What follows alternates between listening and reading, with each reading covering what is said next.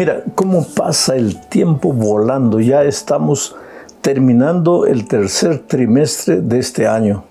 Esta es la última lección del libro de Éxodo, el libro de la salvación, el libro de la redención. Y te habrás dado cuenta que nuestra vida en esta tierra es muy semejante a la vida de Israel en el desierto. Estamos peregrinando rumbo a nuestro hogar eterno. Esta es la lección número 13 para el 27 de septiembre del año 2025. El título de la lección es El Tabernáculo. Y el propósito de esta lección es mostrar que aunque el pecado hizo separación entre Dios y el hombre, Dios nunca estuvo feliz con esta situación. La iniciativa de reatar las relaciones con los seres humanos fue divina, no humana. Después del pecado, la reacción humana fue correr, huir, esconderse de Dios. Y la actitud del Padre fue buscar. Y desde aquel día hasta hoy, Dios continúa buscando al ser humano. No creas que tú tienes que hacer algo para salvarte. Es Dios que lo hizo todo y Dios te busca.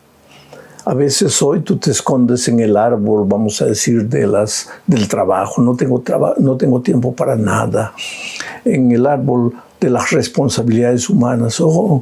Cuando tenga tiempo voy a la iglesia. En fin, quiere decir, lo primero en tu vida tendría que ser Dios, pero muchas veces los seres humanos inventamos disculpas para escondernos de Dios. Y Dios busca al ser humano. Y cuando Dios le dio la orden a Israel de que le hicieran un santuario, es porque Él deseaba habitar con sus hijos, porque Él deseaba vivir en comunión con sus hijos. Ese es el propósito de la lección. Vamos a estudiar esta semana el capítulo 35 del libro de Éxodo.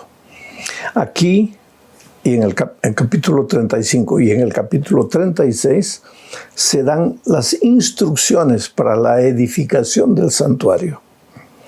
Y el capítulo 35, versículo 1 y 2, al comenzar las instrucciones para la edificación del santuario, Dios habla del sábado. Aparentemente no tiene nada que ver el santuario con el sábado. Aparentemente, pero tú vas a ver por qué. Dios, antes de decirle al pueblo cómo debía ser la estructura del santuario, cómo debían ser los materiales del santuario, cómo debía ser el trabajo de cada artesano del santuario, mira lo que dice. Leo Éxodo 35, versículos 1 y 2. Moisés convocó a toda la congregación de los hijos de Israel y les dijo: estas son las cosas que Jehová ha mandado que sean hechas. Pues está hablando del santuario, ¿no?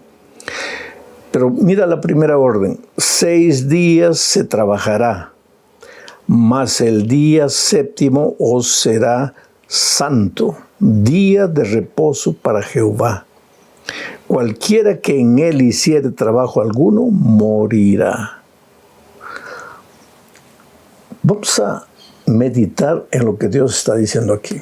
Al dar la orden del santuario, lo primero que dice Dios es: trabajen toda la semana, pero el séptimo día es para mí. ¿Para qué están haciendo el santuario? Para recordar que yo quiero vivir con ustedes. ¿Y por qué tienen que guardar el sábado? Para recordar que yo soy el creador y quiero vivir con ustedes. Es por eso que nosotros los sábados vamos a la iglesia, le devolvemos a Dios. ¿Por qué? Porque aceptamos la invitación de que Él quiere estar con nosotros y nosotros vamos a la iglesia para estar con Jesús, para alabar su nombre, para cantar gloria a su nombre. Quiere decir, si el santuario fue edificado por Israel para recordar a Israel que Dios quería vivir con el pueblo, Dios, al comenzar las instrucciones de la edificación del santuario, les recuerda que así como el santuario sirve para recordarles la presencia de Dios, el sábado también sirve para recordarles la presencia de Dios. Es por eso que lo más importante en la observancia del sábado no es no trabajar. ¿Por qué no trabajamos? No porque es prohibido trabajar. no porque sea pecado trabajar. ¿Por qué no trabajamos? Porque ese día se lo devolvemos a Dios. ¿Para qué? Para vivir en comunión con Él, para dedicarnos el día todo a las actividades de Él. El sábado no es simplemente para cruzarse de brazos. El sábado es para trabajar en el programa de salvación divino. Por eso el Señor Jesucristo, cuando estuvo en la tierra, hizo de propósito milagros el día del sábado, para enseñarle a los judíos que el sábado no era para no trabajar apenas, sino que el sábado era para realizar las obras de salvación que el Señor quiere hacer con su pueblo. Bueno, ahora vamos a la segunda parte de este estudio, bajo el título Las ofrendas y el Espíritu. Pues tú sabes que mientras caminemos en este mundo, nada se hace sin dinero. A veces los cristianos, algunos cristianos, tienen yo diría la inocencia de decir,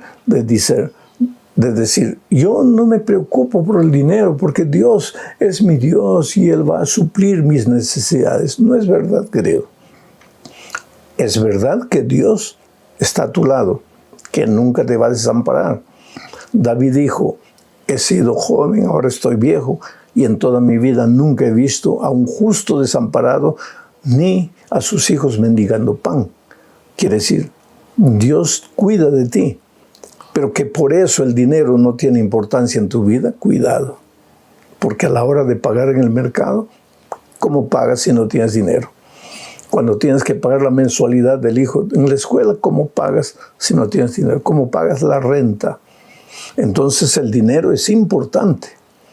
El hecho de que estás en Cristo, de que vives con Cristo, no quiere decir que tienes que cruzarte de brazos esperando que el dinero caiga del cielo. Tienes que buscarlo. Por ejemplo, ahora se iba a construir el santo templo de Dios, el santuario. ¿Dios no podría haber hecho caer los materiales del cielo? Claro que sí, pero no lo hizo.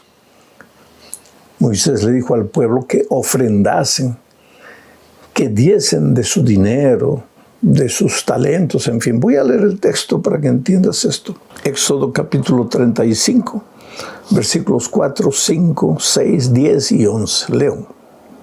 Y habló Moisés a toda la congregación de los hijos de Israel, diciendo, esto es lo que Jehová ha mandado. No era orden de Moisés, era orden de Dios. Esto es lo que Jehová ha mandado.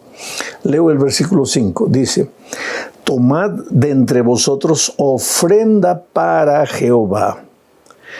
Todo generoso de corazón la traerá a Jehová. Oro, plata, bronce, azul, púrpura, carmesí, lino fino, pelo de cabras. En fin, tú ves que los israelitas deberían llevar lo que podían, lo que tenían. Hoy día cuando se construye un santuario para Dios, pues cada uno colabora con lo poco. El que tiene mucho, da mucho. El que tiene poco, da poco. Pero nadie puede decir, no, yo no tengo para ayudar, aunque sea un centavo. ¿Por qué? Porque estás dedicando tu corazón a Dios. No es el dinero, es tu corazón. Y te digo una cosa, Dios te puede multiplicar 100 veces lo que has hecho por Dios. Esta semana estuve viajando por el Perú y escuché la historia de un hombre que busca mineral para extraer oro y un día le robaron el camión entero con toda la carga, mucho dinero. Y él entró en pánico, en desesperación. Era mucho dinero, él tenía deudas que pagar, pero se arrodilló y clamó a Dios y le dijo, Señor, ¿qué hago? Yo no puedo encontrar ese camión. Yo te suplico, por favor, tú conoces mi realidad. Pero en ese momento estaban comenzando la construcción de un templo. ¿Y sabes lo que él dijo? Hizo un trato con Dios. Señor, mira, yo te pido, por favor, si tú haces que ese camión se encuentre, yo te dedico todo el contenido del camión para la edificación de tu santo templo. y no se levantó de las rodillas cuando recibió la llamada telefónica diciendo que su camión había sido encontrado chocado en la carretera con toda la carga dentro de él. Y él me dijo que cuando comenzaron a hacer los análisis, ese material era rico en oro. Pero él humanamente comenzó a pensar, bueno, pero es mucho dinero. Pero le había prometido a Dios de rodillas. Y Dios había hecho el milagro. El camión se chocó ahí. Y él fue fiel a Dios, le devolvió a Dios lo que era de Dios. Y los siguientes materiales que extrajo de la mina le produjeron mucho más dinero.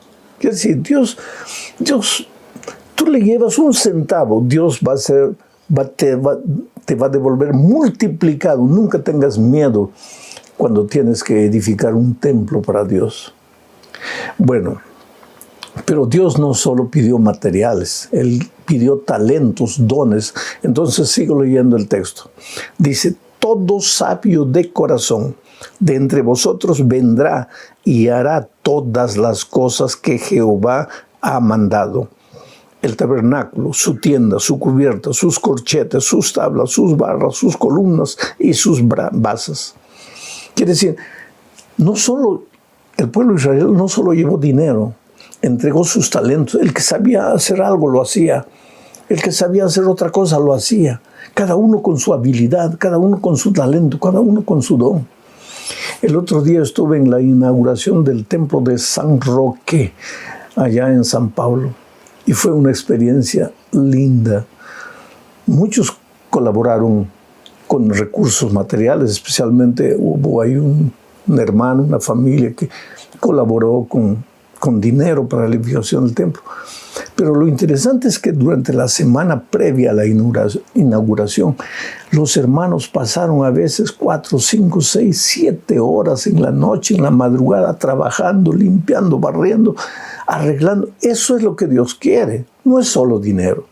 Claro que sin dinero no se puede edificar nada, pero es el corazón, es la voluntad de colocar todo en las manos de Dios, de trabajar para Dios. Bueno, vamos a la tercera parte de este estudio, el tabernáculo construido. Sabes que Dios dio detalles. Si tú lees todo el capítulo 35, vas a ver los detalles de Dios. Mira, esto va a ser así. Solo, por ejemplo, te voy a leer Éxodo 36, 20 al 22. Solo, por ejemplo. Además, hizo para el tabernáculo las tablas de madera de acacia derechas. ¿Por qué no fueron tablas de otra madera? ¿Por qué no fueron tablas de otra forma? ¿Por qué tenía la instrucción divina? Tiene que ser de madera de acacia derecha. Pues Dios se preocupa con los detalles. Sigo leyendo el texto. La longitud de cada tabla era de 10 codos. ¿Por qué no de 12, de 15? ¿Por qué tenía que ser 10? Y de codo y medio la anchura. Cada tabla tenía 2 espigas para unirlas una con otra. Así hizo todas las tablas del tabernáculo. Es interesante esto, querido. Esto es interesantísimo. Dios se preocupa con los detalles. Dios no es un Dios que a veces te da libertad para que hagas las cosas como quieras. Te da los detalles. Si tú humildemente y sabiamente respetas los detalles que Dios te ha establecido en su palabra, todo te va a ir bien. Pero tú eres libre de dejar esos detalles de lado. Pero las cosas no te van a salir como tú soñabas que salieran. Y después, cuando no salen bien, pues no te quejes, no llores. Porque lo que está hecho, ya está hecho. Ahora, en el santuario, Dios dio la orden de colocar muebles.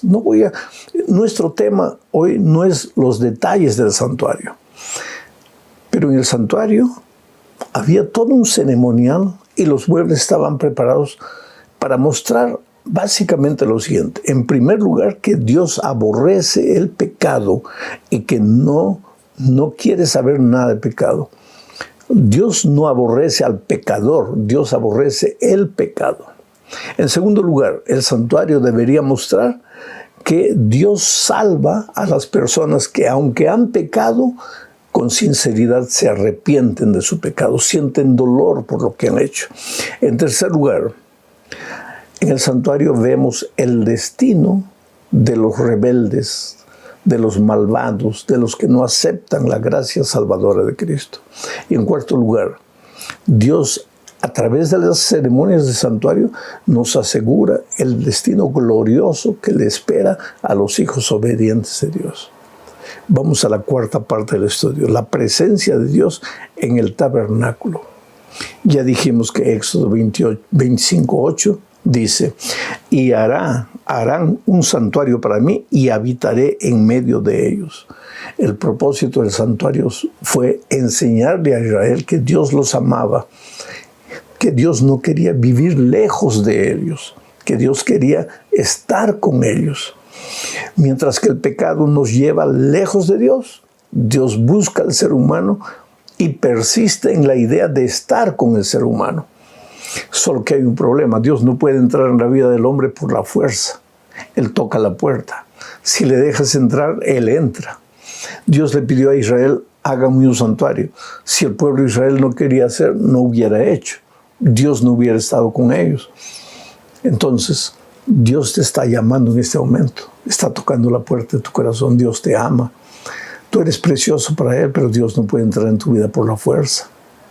A veces la vida nos golpea tan fuerte que ya quedamos extenuados en el suelo, sin fuerzas, y ahí nos acordamos de la presencia de Dios, del amor de Dios, y ahí clamamos. Y qué bueno es Dios que siempre viene corriendo en nuestro auxilio. Jesús habitó con la humanidad. Esta es la quinta parte del estudio. Es que Dios se hizo hombre. ¿Para qué? Para vivir entre los hombres. Dios pidió que le hagan un santuario en Israel. ¿Para qué? Para habitar con Israel. Mira lo que dice Juan 1:14. Y aquel verbo, ¿de qué verbo? El Señor Jesucristo. En el principio era el verbo era con Dios, el verbo era Dios. Y aquel verbo fue hecho carne, dice el texto, y habitó entre nosotros y vimos su gloria, gloria como del unigénito del Padre, lleno de gracia y de verdad. Y aquel verbo se hizo carne y habitó entre nosotros. Tú sabes que la palabra original para habitó entre nosotros es tabernaculó entre nosotros. Quiere decir, el verbo, el Señor Jesucristo, hizo su tabernáculo entre nosotros. Y vimos su gloria, gloria como la del unigénito del Padre. Pero ahora vamos a Apocalipsis 21:3. Y es interesante este texto. Mira lo que dice. He aquí que el tabernáculo de Dios está con los hombres, y Él habitará con ellos, y ellos serán su pueblo. Dios mismo estará con ellos y será su Dios. ¿Por qué no habrá templo en el cielo? Porque el tabernáculo, que es el propio Señor Jesucristo, estará con nosotros. Seremos su pueblo. Él será nuestro. Nosotros seremos de Él. Viviremos con Él eternamente. Ahora mira, cuando Dios creó a Adán y Eva, los creó para vivir una vida de comunión permanente. Entró el diablo, quebró la comunión. El pecado hizo separación entre Dios y el hombre. Dios busca al ser humano, y en Israel, para ilustrar esa búsqueda, le dijo, hagan un santuario, yo voy a vivir con ustedes. Y ahora Juan dice, y ese Dios se hizo carne para estar con nosotros. Mira cómo Dios busca y busca y busca al ser humano. Y en el cielo ya no tendremos templo, porque el propio santuario hecho carne estará con nosotros y seremos su pueblo y viviremos con Él eternamente. Ahora, querido, esto no es su opinión humana, esto no te lo estoy diciendo yo de mi cabeza.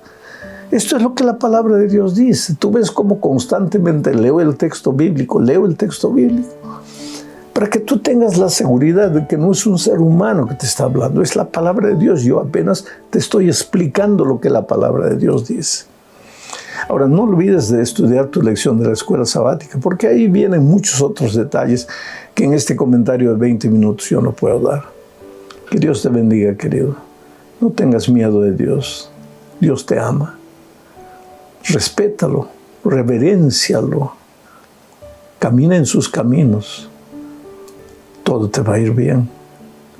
Y si un día fallas, vuelve los ojos a Dios y Él te va a abrazar y te va a dar una nueva oportunidad. Que Dios te bendiga ricamente. Aunque muchas veces soy sorprendido por ahí en los caminos de la vida por alguien que se acerca, me dice: Pastor Bullón, qué alegría. Yo acompaño sus estudios de la lección de la escuela sabática y me siento muy feliz de encontrar personas así. Pero hay tanta gente esparcida por todo el mundo. Ya dije muchas veces que me emociona cuando veo que uno ora por el otro con confianza registra su pedido de oración y los otros atienden los pedidos. Y no solamente eso, sino que muchas veces colocan comentarios animando a esa persona que está pasando por momentos de dificultades. Somos una grande familia. Podemos no conocernos personalmente, pero en el cielo nos abrazaremos todos. Bueno, este trimestre estamos dando inicio a una nueva serie. Bueno, vamos a estudiar el segundo libro de la Biblia, el libro de Éxodo, escrito por Moisés. El título general de la lección para el trimestre es El Éxodo, viaje a la tierra prometida. El título de la lección número 1 para el 5 de julio del año 2025 es Opresión, el trasfondo y el nacimiento de Moisés. Y el propósito de este estudio es mostrarnos que mientras peregrinemos en el desierto de esta vida, aunque Dios nos ame mucho, vamos a enfrentar dificultades, así como el pueblo de Israel enfrentó.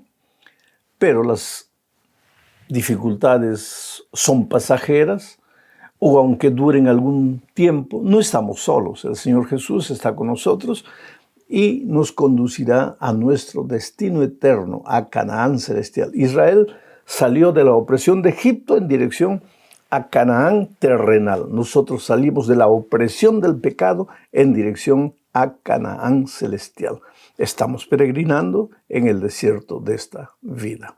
Vamos al primer subtítulo de la lección: El pueblo de Dios en Egipto. Tú sabes que cuando Jacob y sus hijos fueron a Egipto, porque el administrador de la economía de Egipto era José. ¿Por qué? Porque había interpretado un sueño de Faraón. Y Dios le había mostrado que vendrían momentos difíciles, hambruna. Y entonces Faraón encargó a Moisés, pues, administrar la economía, la cosecha de los granos para los tiempos difíciles. Cuando llegó la hambruna, José mandó llamar a su padre, a sus hermanos y todos los descendientes para Egipto. Y ya que José era bien apreciado, bien querido en Egipto, fue bien recibido por Faraón. Entonces, al principio, a Israel le fue extraordinariamente bien en tierra extranjera. ¿Sabes cuántos subieron? 70 personas, solamente 70.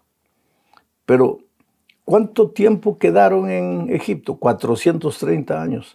Al final de los 430 años, ya eran 600,000 hombres de guerra, sin contar mujeres, sin contar niños, ancianos. O sea, el pueblo habría crecido. Y es justamente esto que vamos a ver en Éxodo capítulo 1, versículos 6 y 7. Mira lo que dice. Y murió José y todos sus hermanos y toda aquella generación. Interesante. Voy a parar la lectura aquí para decir lo siguiente.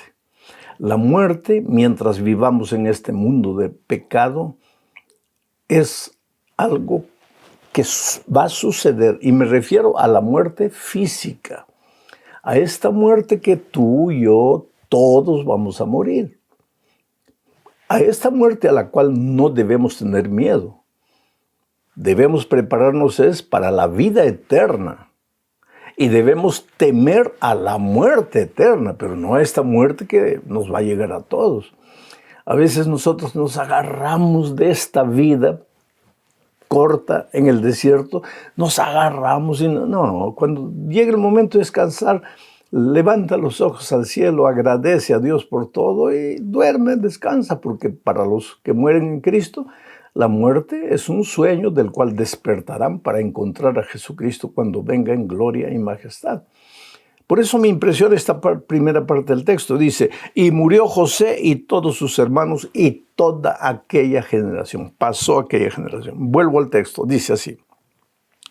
Y los hijos de Israel fructificaron, es decir, fruto, produjeron, fructificaron, se multiplicaron, fueron aumentados y fueron fortalecidos en extremo y se llenó de ellos la tierra. Interesante. Un pueblo bendecido por Dios produce, se multiplica, crece y es fortalecido por Dios porque Dios ha prometido fortalecer a sus hijos. Si las cosas no están saliendo bien para ti, tal vez sea porque no estás viviendo una vida de comunión con Dios. Porque cuando Dios está presente en tu vida, vas a producir, vas a fructificar, te vas a multiplicar, vas a crecer y la bendición de Dios siempre va a estar contigo. Ahora, vuelvo a repetir, no te olvides que estamos en el desierto de esta vida. Y en esta vida, circunstancialmente, en algún momento, las cosas no pueden no salir como querramos. Y aunque vivas una vida de comunión con Dios, así como a Job, el enemigo puede soltar toda su ira contra ti. Pero eso es circunstancialmente. Eso es por un momento. Pero si en ese momento de dificultad tú te agarras más del Señor Jesucristo, tú vas a ver que vas a pasar la prueba más fortalecido y vas a ser más productivo, más útil, te vas a multiplicar y vas a crecer. Esa es la promesa de Dios para sus hijos. Bueno, el pueblo de Israel en Egipto los primeros años fue bendecido, todo le fue bien, pero no fue todo bien para siempre. Y a esto nos lleva a la segunda parte del estudio, bajo el subtítulo El trasfondo histórico. Y aquí veremos que lo bueno pasa. Lo malo también pasa, pero lo bueno también pasa. Si estás viviendo momentos malos, la tormenta sopla en tu corazón, en tu vida, no te desesperes, porque la tormenta pasa. La noche, por más oscura que sea, dura 12 horas, después sale el sol. Pero si estás viviendo en estos momentos horas buenas, circunstancias favorables, no te olvides de Dios. Israel, cuando llegó a Egipto, estaba viviendo todo maravilloso, se multiplicaba, pero todo pasa. Y los momentos buenos también pasan. Entonces leo Éxodo capítulo 1, versículos 8, 9 y 10. Mira lo que dice. Entre tanto, se levantó sobre Egipto un nuevo rey que no conocía a José. Y dijo a su pueblo, he aquí el pueblo de los hijos de Israel es mayor y más fuerte que nosotros. Ahora pues, seamos sabios para con él, para que no se multiplique y acontezca que viniendo guerra, él también se una a nuestros enemigos y pelee contra nosotros y se vaya de la tierra. Subió un nuevo rey, porque los tiempos pasan. Había pasado una generación, se levantó otra generación. Ahora, yo no voy a gastar mucho tiempo analizando cómo se llamaba este rey, de cuándo a cuándo gobernó este otro rey. No, esos detalles estúdialos en la lección de la escuela sabática o en un comentario bíblico. Eso te va a ayudar mucho, pero yo estoy sacando los principios, no estoy queriendo hacer historia, estoy sacando las lecciones espirituales que pueden ser aplicadas en nuestra vida. Y la lección es que el diablo anda suelto. El diablo no quiere el éxito del pueblo de Dios. Entonces, como a Israel le iba bien todo en los primeros años en Egipto, producían, se multiplicaban, crecían, Dios los bendecía, el diablo quedó con rabia. Ahora entró otro faraón y el diablo pues nunca da la cara, se esconde, se metió al corazón de ese nuevo faraón y él abrió los ojos y dijo, epa, aquí el pueblo de Dios está creciendo, ellos producen, ellos son financieramente bien bien bendecidos, Dios los cuida. No, no, no, cuidado. Cuidado, porque estos en número ya están casi igual o más que nosotros. Y si viene un enemigo, estos se pueden unir al enemigo y nos van a derrotar. Entonces tenemos que ser sabios, mira, sabios entre aspas. ¿Y qué hicieron ellos? Agarraron a los israelitas y los pusieron a construir depósitos gigantescos, a preparar ladrillo para la construcción. Los comenzaron a oprimir, los comenzaron a esclavizar. Les pagaban poco, los explotaban y como eran extranjeros los israelitas pues sufrían, porque todo extranjero sufre en el país donde está. Somos peregrinos. ¿Por qué sufre el pueblo de Dios en este mundo? Porque no somos habitantes de este mundo. Estamos en este mundo, pero nuestro verdadero hogar está en el cielo. Por tanto, en esta tierra pues vamos a sufrir injusticia, violencia. Muchas veces la gente va a venir contra nosotros por causa de nuestra fe, pero no te desesperes. El pueblo de Israel también sufrió así. No solamente eso, sino para evitar el crecimiento del pueblo de Israel, el faraón urdió un plan asesino, cobarde, terrible. Lógicamente, el diablo estaba en el corazón de Faraón. Y esto nos lleva a la tercera parte. Las parteras de las hebreas. Mira lo que dice Éxodo capítulo 1, versículos 15 al 17. Y habló el rey de Egipto a las parteras de las hebreas, una de las cuales se llamaba Cifra y otra Fuá. Y les dijo, cuando asistáis a las hebreas en sus partos y veáis el sexo, si es hijo, matadlo, y si es hija, entonces viva. Pero las parteras temieron a Dios y no hicieron como les mandó el rey de Egipto, sino que preservaron la vida a los niños. ¿Cuál era el plan de Faraón? Los hombres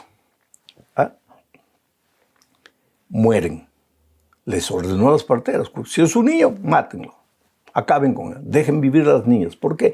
Porque el plan de él era que las mujeres israelitas se casasen con los egipcios y así todos se tornasen egipcios por causa de las leyes de Egipto en aquellos tiempos. Entonces, hombre israelita que nacía debería ser muerto.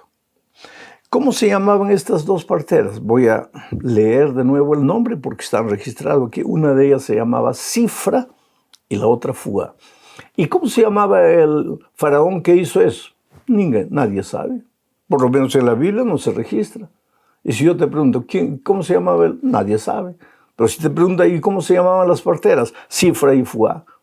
Quiere decir, dos mujeres aparente o socialmente insignificantes como Cifra y Fuá quedan registradas para el resto de la historia. Y el grande faraón, nadie sabe cómo se llamaba. ¿Por qué? ¿Por qué Cifra y Fuá son dos heroínas hasta nuestros días? Porque ellas temieron a Dios y no al faraón. Pensaron en su corazón, es menester a Dios, a obedecer a Dios y no a los hombres. Así que aún corriendo riesgo de ser muertas, ellas no obedecieron. Inventaron una disculpa. Le dijeron a Faraón, no, el problema es que cuando una hebrea está para dar a luz, nosotros corremos, pero son tan fuertes que cuando llegamos ya nació el niño. Entonces no podemos cumplir tus órdenes. Pero el texto bíblico dice que ellas temieron a Dios. Oh querido, llegará un momento en la historia del mundo, en los últimos tiempos, cuando el pueblo de Dios será obligado a desobedecer a Dios y obedecer a los hombres. Y en ese tiempo la historia de Cifra y Fuá serán historias de inspiración que nos llevarán a decir, es menester a Dios, obedecer a Dios antes que a los hombres. En la cuarta parte de este estudio veremos el nacimiento de Moisés. Ahora, aquí podría gastar mucho tiempo hablando del hecho de que nadie viene al mundo sin un propósito. Dios vio el clamor de su pueblo, el sufrimiento, el dolor de su pueblo. Ya te dije, En este mundo, mientras peregrinemos, el pueblo de Dios también puede sufrir, inclusive porque la ira del diablo está desatada contra el pueblo de Dios. Pero eso es circunstancial, eso pasa. ¿Israel estaba sufriendo? Sí. Dios levantó un libertador, Moisés. Pero ¿qué pasa? En vista de que las parteras no estaban cumpliendo el plan de Faraón, entonces Faraón dio una orden a los soldados de Egipto. Todo niño, varón pequeñito, debería ser ahogado en el río Nilo. Querían exterminar a los varones israelitas. Pero entonces, la mamá de Moisés, porque Moisés nació, el libertador de Israel vino al mundo.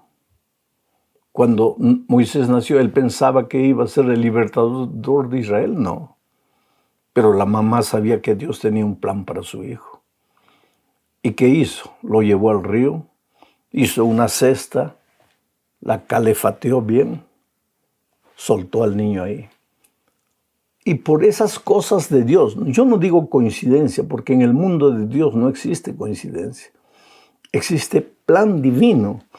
Por ese plan divino, la princesa que fue a bañarse al río con sus doncellas, encontró al niño y lo llevó al palacio y lo crió.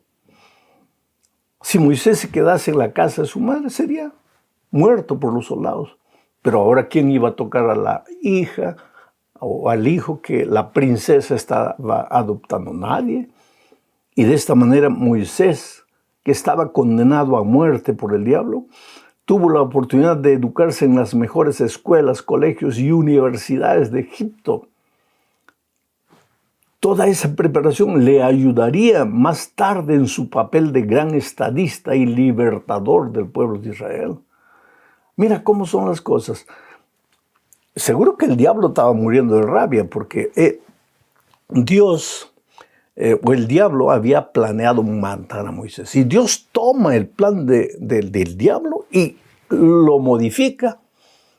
Y gracias al plan del enemigo de matar a los niños, es que Moisés se salva y va al palacio a recibir el mejor tipo de educación para ser un gran líder de un pueblo gigantesco.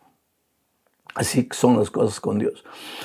A veces tú buscas un empleo, tocas la puerta, es un buen empleo con un buen sueldo, estás con los papeles y te cierran la puerta, te dicen que no.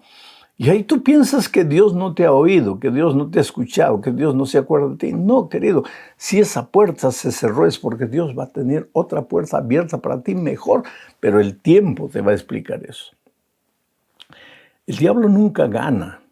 El diablo puede intentar. Los planes de Dios se pueden postergar un poco, pero los planes de Dios siempre vencen, porque Dios no conoce derrota. Ahora vamos a la quinta parte de este estudio.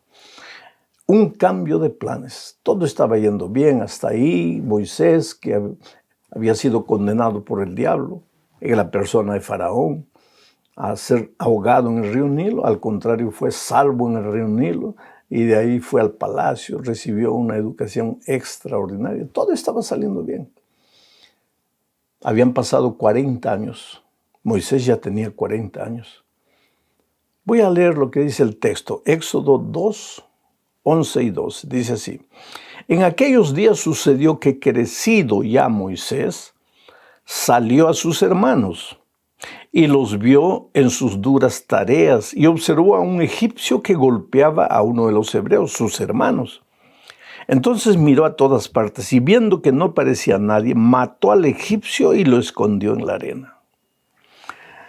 Y mira, cuando Moisés vio a un egipcio abusando de dos hebreos, porque la mamá, es interesante la historia, es que no tengo tiempo para narrar toda la historia, por eso tú necesitas leer el capítulo 1 entero y comenzar a leer el capítulo 2 para entender, y por eso necesitas estudiar la lección, porque por esas cosas divinas, la princesa llevó a Moisés al palacio, pero buscó una nodriza y todo estaba preparado de tal manera que la propia madre fue la nodriza Entonces, Moisés estaba en el palacio educado por la verdadera madre.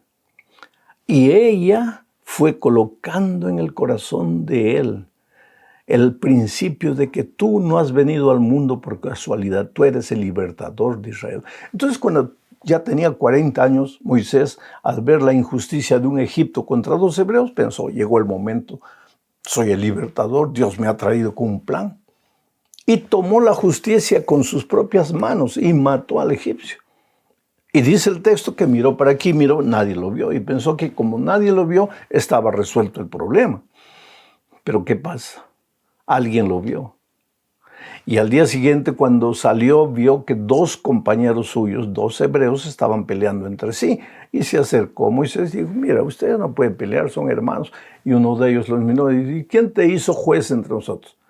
¿Me vas a matar también como mataste al egipcio? Ahí se le cayó la cortina a Moisés, porque pensó, nadie me ha visto cuando mató al egipcio, pero alguien lo había visto. Y ahora él dijo, si estos hebreos saben, todo el Egipto sabe, y Faraón sabe, y me va a matar. Y salió, desapareció, huyó al desierto. Y en el desierto pasó 40 años. Es interesante que la vida de Moisés, 40 años en el palacio, 40 años en el desierto, y su peregrinaje duró ya con Israel 40 años. 40 años en el palacio. Le enseñaron a confiar en sí mismo. Ahora Dios lo llevó al desierto 40 años para desconfiar de sí mismo y aprender a confiar en Dios. Para no tomar las redes en sus manos, sino pedir que Dios dirija todo lo que iba a hacer. Es por eso que él pasó 40 años en el desierto. En el palacio aprendió muchas cosas buenas y también aprendió muchas cosas malas. Pero en el desierto desaprendió las cosas malas y aprendió a vivir en comunión con Dios y a depender de Dios. Y eso ya vamos a ver en la lección de la próxima semana. Mi querido, si las cosas no están saliendo bien para ti, no te desesperes, no te pienses que Dios te ha abandonado, no. Así como Moisés, como Israel, las cosas te van bien, sí. En este mundo te pueden ir perfectamente bien, pero los faraones no duran, los tiempos cambian, las circunstancias son diferentes y de repente el dolor, la sombra puede llegar a tu vida. Pero no te desesperes, Dios no te abandona, su misericordia siempre está contigo. Él te va a abrir los ojos para que encuentres la salida, porque la salida para tu lucha existe. Tienes que aprender a confiar a Dios, a confiar en Dios en los momentos buenos y también en los momentos malos. Fuerza, querido, no desanimes, que Dios te bendiga. Un abrazo. Feliz semana.